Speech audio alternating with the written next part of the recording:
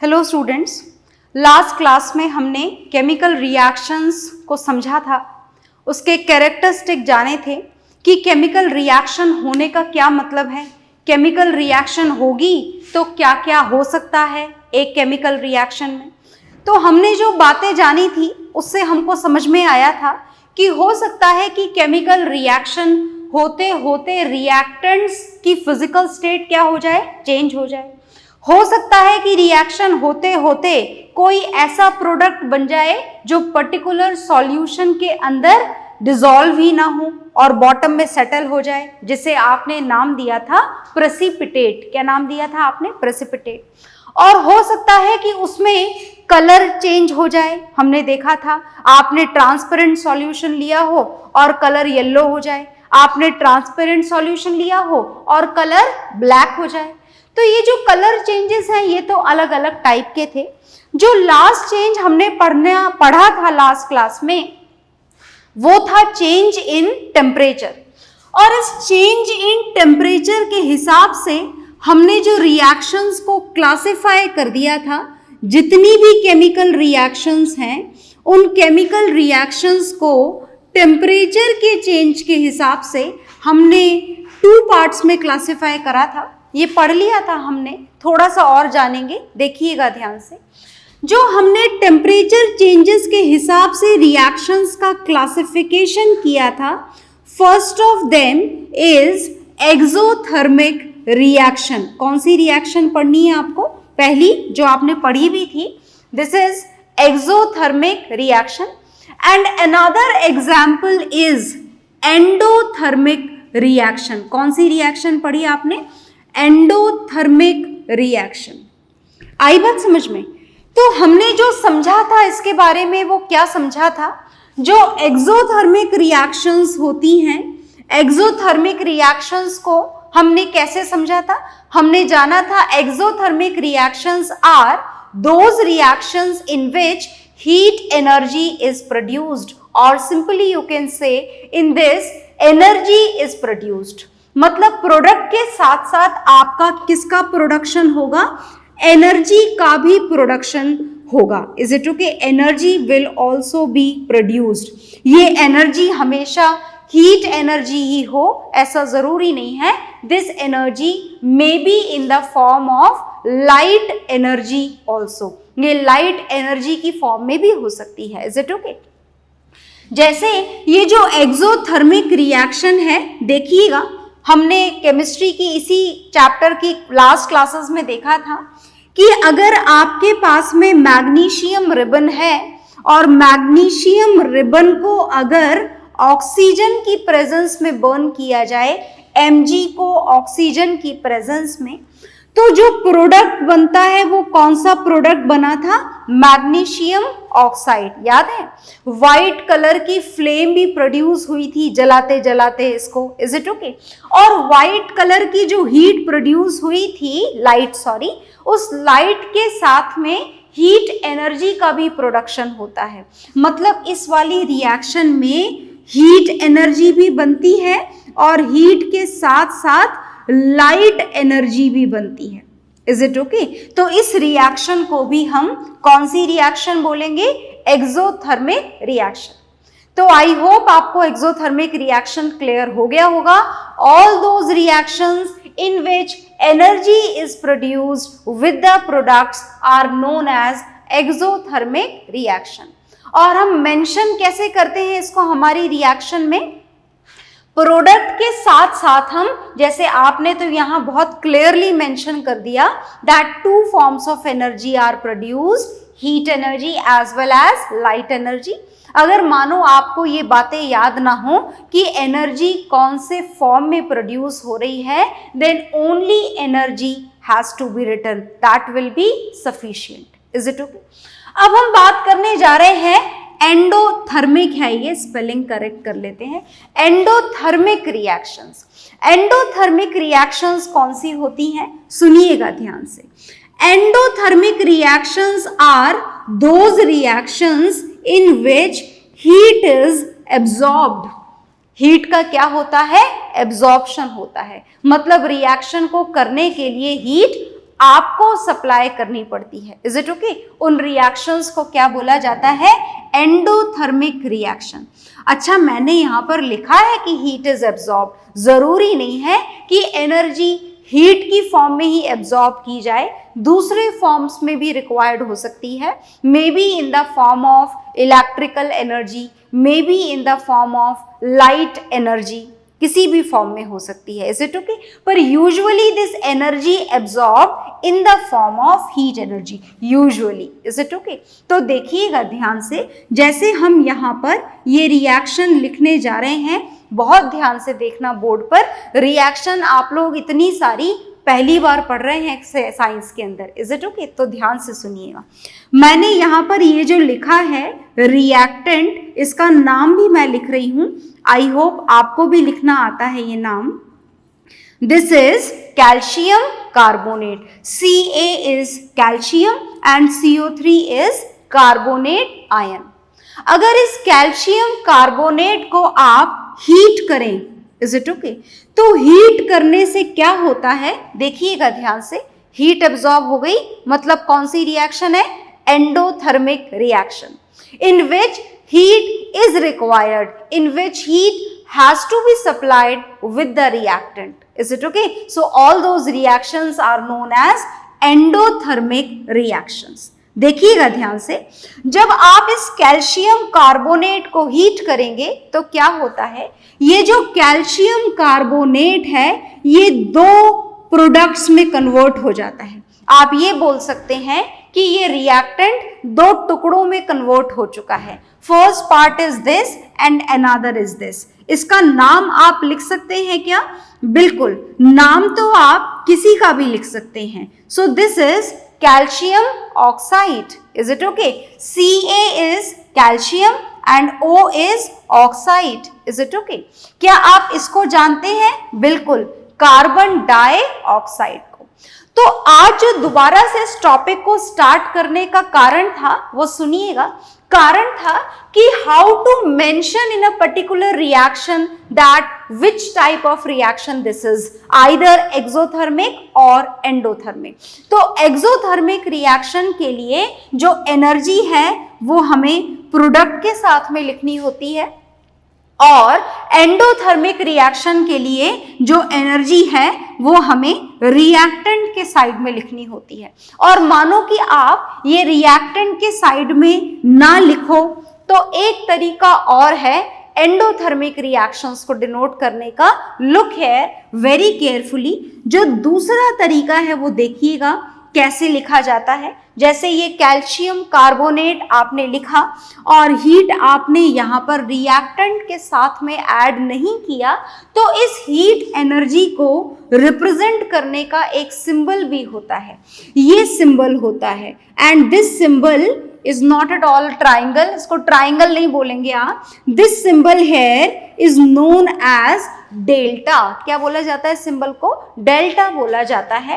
And this delta has to be written over this arrow. इस arrow के ऊपर अगर आपने ये बना दिया है, इसका मतलब ये है कि आप कैल्शियम कार्बोनेट को हीट कर रहे हो। तो endothermic reactions can be denoted like this as well as this. In this way also endothermic reactions can be denoted. Is it okay? So the reactions would be same, the products will be same, two products will be formed. One is calcium oxide and another is carbon dioxide. Is it okay? So these two types of reactions are again here in front of you. Revise it well properly. Exothermic and endothermic reactions. And now we are going to know the fifth characteristic of a chemical reaction. Fifth characteristic हम पढ़ने जा रहे हैं reaction का। देखिएगा ध्यान से, ये फिफ्थ कैरेक्टरिस्टिक क्या होता है, बहुत ध्यान से सुनिएगा। ये जो फिफ्थ कैरेक्टरिस्टिक है, this fifth characteristic is which is possible, which can be there in a chemical reaction, is evolution of a gas. Is it okay? This can also be happen in a particular chemical reaction. ऐसा भी हो सकता है। कैसा हो सकता है? Evolution of a gas can also be there, है ना। हो सकता है कि रिएक्शन होते होते अचानक से किसी गैस का लिबरेशन हो जाए। तो चलिए हम ऐसी कुछ रिएक्शंस लिखते हैं, जानते हैं पहले तो। फॉर एग्जाम्पल, जैसे ये देखिए, हमने एक फ्लास्क लिया है। क्या लिया है हमने? एक फ्लास्क। और इस फ्लास्क के अंदर हमने ये डाला है। क्या डाला है हमने? ये देखिएगा ध्यान से, मैं बताने जा रही हूं आपको इसका नाम। ये जो हमने इस फ्लास्क में लिया है, these are the zinc granules. क्या है ये? जिंक ग्रैनुअल्स है ये। Is it okay? Zinc granules का मतलब समझ गए ना आप लोग। देखो, जिंक मेटल है, अलग अलग स्टेट में काम में लिया जा सकता है। जैसे आपने मैग्नीशियम काम में लिया था, either in the form of ribbon और in the form of wire. Is it okay? So look here, हमने यहां पर क्या काम में लिया है? हमने यहां पर काम में लिए हैं zinc granules. Is it okay? और इस जिंक ग्रैनुअल्स के ऊपर हमने एसिड डाला है। बहुत ध्यान से सुनिएगा। Is it okay? जो हमने एसिड यहां पर डाला है, this acid is dilute sulphuric acid. कौन सा एसिड डाला है हमने? डाइल्यूट सल्फ्यूरिक एसिड डाला है। Is it okay? क्या आप नाम जानते हैं, सिंबल जानते हैं सल्फ्यूरिक एसिड का? मैं आपको बता देती हूं। सल्फ्यूरिक एसिड का सिंबल होता है H2SO4। याद रखना है आपको। हालांकि आप acid, basis and salt chapter में एसिड्स की कंप्लीट इंफॉर्मेशन गेन करेंगे, पर फिलहाल आप याद रखें कि this is the formula of sulphuric acid.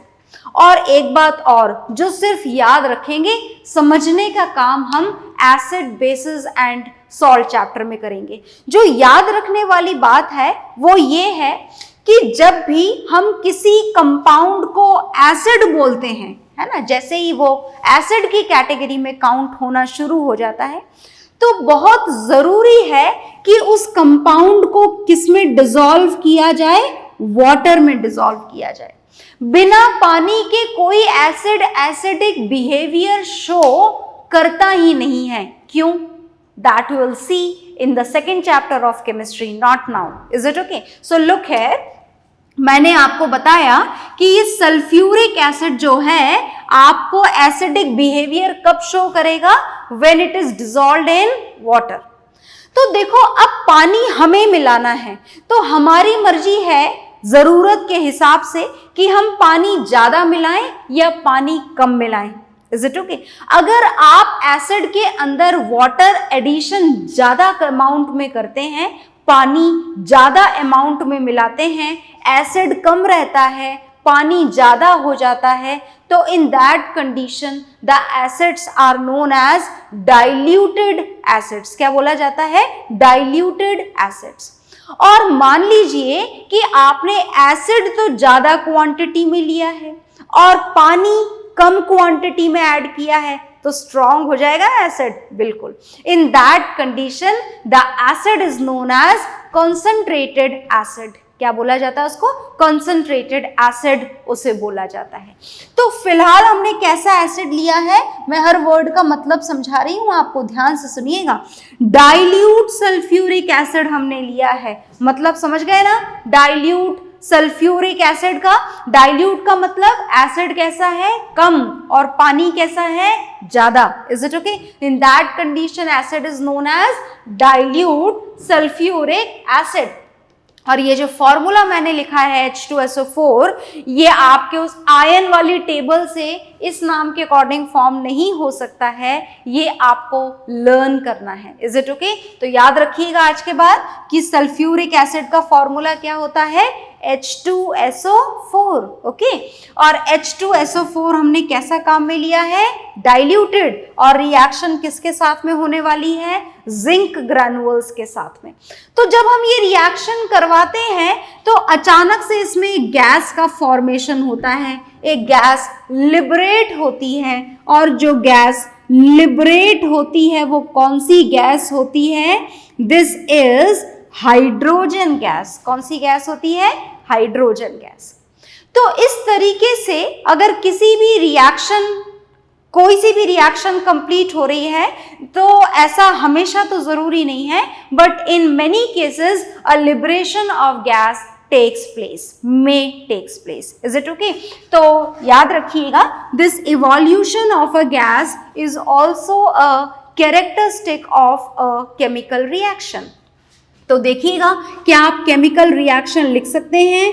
बिल्कुल लिख सकते हैं। सुनिए ध्यान से, हमने लिखा यहाँ पर सबसे पहले जिंक, और जिंक की रिएक्शन किसके साथ में करवाई है? डाइल्यूट सल्फ्यूरिक एसिड के साथ में। आई होप आपको समझ में आ गया है कि ये डाइल्यूट सल्फ्यूरिक एसिड का क्या मतलब है। आ गया ना, आपको क्लियर हो गया ना बिल्कुल अच्छी तरीके से। Sulphuric acid with excess of water, is it okay, is dilute sulphuric acid. तो प्रोडक्ट क्या सिर्फ हाइड्रोजन गैस बनेगा? नहीं, एक प्रोडक्ट और बनेगा।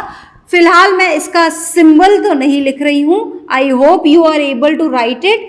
First product formed is zinc sulphate and another product formed is hydrogen gas. Is it okay? तो क्या आप लिख सकते हैं इसको केमिकल सिंबल्स की फॉर्म में? बिल्कुल, केमिकल सिंबल्स की फॉर्म में भी हम इसे लिख सकते हैं। देखिएगा ध्यान से, हमने सबसे पहले लिखा zinc and the symbol of zinc is Zn। बहुत ध्यान से देखिएगा, ये जो जिंक ग्रैनुअल्स हमने लिए थे, ये कौन सी स्टेट में लिए थे? फिजिकल स्टेट क्या थी इनकी? सॉलिड। तो हम इस केमिकल इक्वेशन को और इंफॉर्मेटिव बनाने जा रहे हैं। देखिएगा, as we took this zinc granules in the physical state solid, so we have to write it small s in the bracket with this zinc। तो ये जिंक की क्या डिनोट कर दी हमने? फिजिकल स्टेट डिनोट कर दी है। ओके, आगे देखिए, डाइल्यूटेड सल्फ्यूरिक एसिड आपने लिया है, मतलब सल्फ्यूरिक एसिड में आपने क्या ऐड किया है? वाटर। और याद है ना, जब किसी भी सॉल्ट में, किसी भी कंपाउंड में वाटर ऐड किया जाता है तो उसके साथ में ब्रैकेट में लिख दिया जाता है AQ। AQ का मतलब क्या है?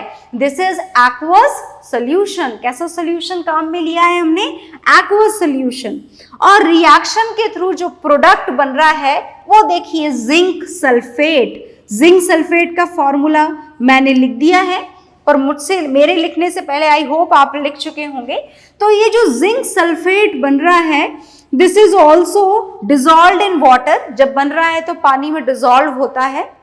So as it is dissolved in water, so we can write down this aqueous solution again here, and the liberation of hydrogen gas takes place. Look there, hydrogen gas बन रही है। तो आप H2 gas भी बना सकते हैं ऐसे, और ऐसे अपवर्ड डायरेक्शन का एरो भी लगा सकते हैं। इस एरो का मतलब है कि गैस बन रही है और बाहर एयर में रिलीज हो रही है। याद है ना, अगर ये एरो अपवर्ड हो तो उसका मतलब गैस बन के एयर में रिलीज हो रही है, और अगर यही एरो आप किसी भी कंपाउंड या सॉल्ट के साथ में डाउनवर्ड डायरेक्शन में लगा दें तो उसका मतलब, भूले तो नहीं हो ना, इसका मतलब है a precipitate is form that will settle down in the bottom. Is it okay? तो हमने रिएक्शन को और इंफॉर्मेटिव बनाना सीख लिया है। अब हम आगे कुछ और इंफॉर्मेशन पढ़ने जा रहे हैं। केमिकल रिएक्शंस के हम फिलहाल सिर्फ और सिर्फ बेसिक्स समझ रहे हैं कि आखिर कैसे डिनोट किया जाए, कैसे लिखा जाए, क्या रिएक्टेंट हो, क्या प्रोडक्ट हो। तो आपने फिलहाल रिएक्शंस के टोटल 5 कैरेक्टरिस्टिक्स पढ़ लिए हैं। Is it okay? तो अब जो हमको पढ़ना है वो एक और इंफॉर्मेशन पढ़नी है रिएक्शन के बारे में। सुनिएगा ध्यान से, ये कोई कैरेक्टरिस्टिक तो नहीं है, बट हाँ एक इंफॉर्मेशन जरूर है। सुनिए हम क्या पढ़ने जा रहे हैं। हम पढ़ने जा रहे हैं कैटलिस्ट। क्या पढ़ने जा रहे हैं हम कैटलिस्ट पढ़ने जा रहे हैं। क्या कैटलिस्ट का मतलब समझते हैं आप? क्या होता है कैटलिस्ट का मतलब? कैटलिस्ट का मतलब होता है जो किसी भी रिएक्शन की स्पीड को इंक्रीज और डिक्रीज कर सके, उसे हम क्या बोला करते हैं? कैटलिस्ट बोला करते हैं। Is it okay? तो कैटलिस्ट ना तो रिएक्टेंट होते हैं, मतलब रिएक्शन में पार्टिसिपेट नहीं करते हैं, रिएक्टेंट नहीं होते हैं, और ना ही कैटलिस्ट प्रोडक्ट होते हैं। Is it okay? ना तो रिएक्टेंट होते हैं और ना ही प्रोडक्ट होते हैं। आई बात समझ में? Is it okay? बस कैटलिस्ट रिएक्शन में पार्टिसिपेट करते हैं। कैसे पार्टिसिपेट करते हैं देखिएगा ध्यान से। जैसे मैं आपको एक एग्जाम्पल के साथ में समझाने जा रही हूं। मैंने यहां पर एक कंपाउंड लिखा, बहुत ध्यान से देखेंगे आप। क्या नाम है इस कंपाउंड का? शायद आपने ये आयन नहीं पढ़ा है, आयंस की लिस्ट में नहीं था। इस आयन का नाम होता है क्लोरेट आयन। क्या नाम है इसका? Chlorate ion. And when this chlorate ion is combined with this potassium, the compound becomes potassium chlorate. क्या नाम बन जाता है इस कंपाउंड का? Potassium chlorate. Is it okay? देखिएगा ध्यान से।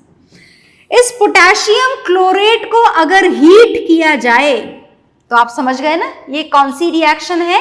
Endothermic reaction.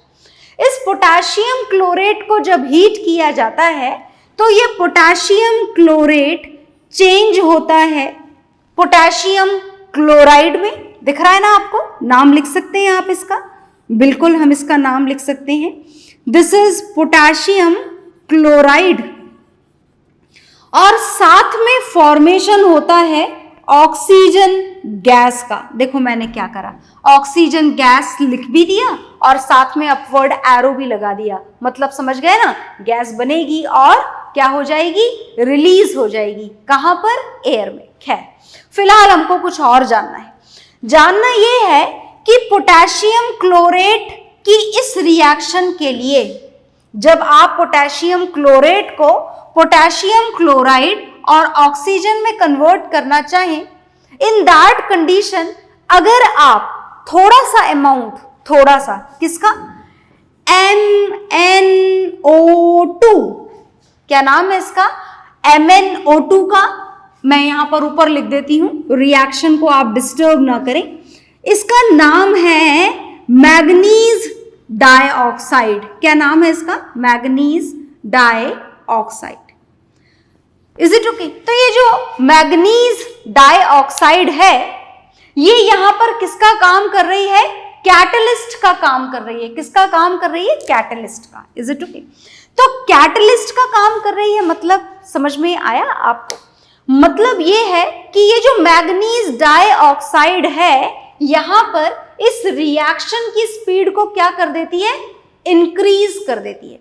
मतलब ये रिएक्शन हीट करने से वैसे भी हो जाती, पर मैग्नीज डाइऑक्साइड की प्रेजेंस इस रिएक्शन की स्पीड को क्या कर देती है?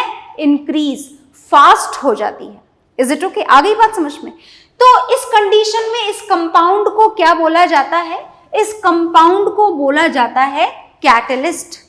क्या बोला जाता है इस कंपाउंड को? कैटलिस्ट बोला जाता है। Is it okay? कितना डालें कैटलिस्ट? खूब सारा नहीं।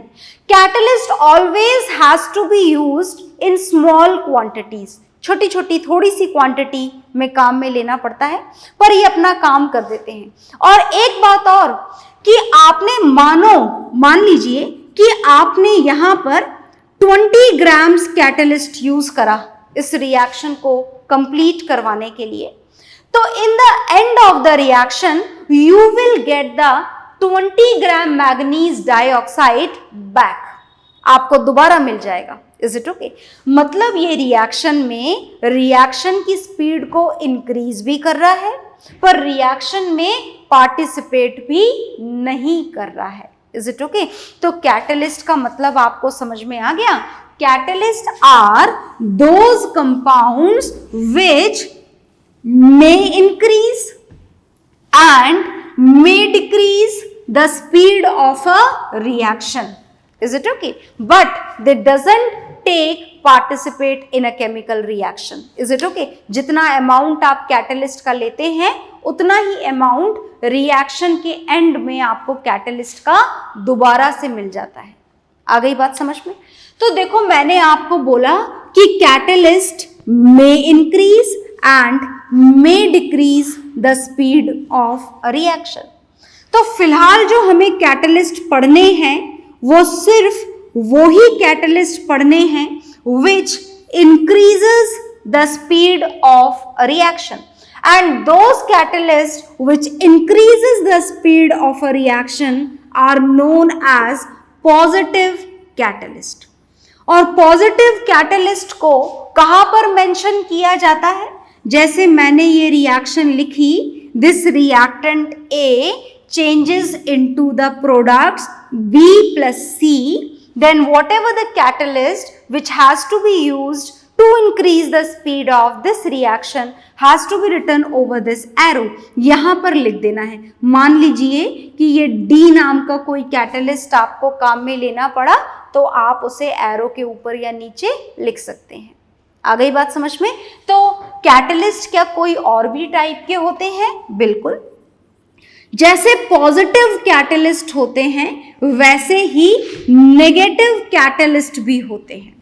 नेगेटिव कैटलिस्ट का मतलब समझ गए होंगे आप. Negative catalyst are those compounds which decreases the speed of a reaction. Is it okay? जो रिएक्शन की स्पीड को क्या कर देते हैं? कम कर देते हैं. फिलहाल हम नेगेटिव कैटलिस्ट के बारे में नहीं जानेंगे, हमको पॉजिटिव कैटलिस्ट के बारे में जानना था, वो हम जान चुके हैं. Is it okay? तो ये है हमारे कैटलिस्ट जिनको मेंशन कहां पर किया जाता है रिएक्शन में? एरो के साथ में मेंशन किया जाता है. And whatever the amount of catalyst are used in a particular reaction initially, वो हमको एंड में उतना का उतना ही कैटलिस्ट दोबारा मिल जाता है. Is it okay? तो आज हमने फाइनली रिएक्शंस की बेसिक इंफॉर्मेशन गेन कर ली है. Is it okay? इसके बाद में हम और भी जानेंगे केमिकल रिएक्शंस और इक्वेशंस को in the next class. Okay, so bye everyone.